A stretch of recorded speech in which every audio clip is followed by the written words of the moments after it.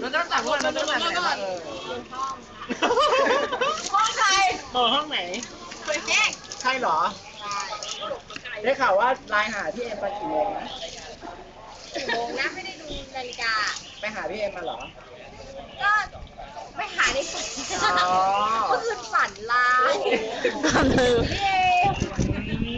พูดดีๆนะ ไม่ได้ไปไหนเนาะไม่ได้ไปไหนเลยอายุไม่ถึงเนาะ อายุไม่ถึง แย่จัง น้องไปไม่ได้ พุงก็อายุเกิน โอ้ย ว่าแล้วทำไมเมื่อวานไม่ไป ใช่ มีอายุไม่ถึง เนี่ย อายุ รู้ดิ เกิน อายุเกิน ร้ายกาจมาก ร้ายมาก พี่พุงไม่ควรอยู่แถวนี้เนาะ ทำไม ไม่ อ่ะ ปลอดภัย ไม่ปลอดภัยเหรอ ใครอยากเปียกวันนี้ไม่เล่นนะ วันนั้นโอ้โห ใครทำเอม เขาจะถ่ายอยู่หรือเปล่า ใครทำร้ายเอม มาเลยทำพี่เบเบ้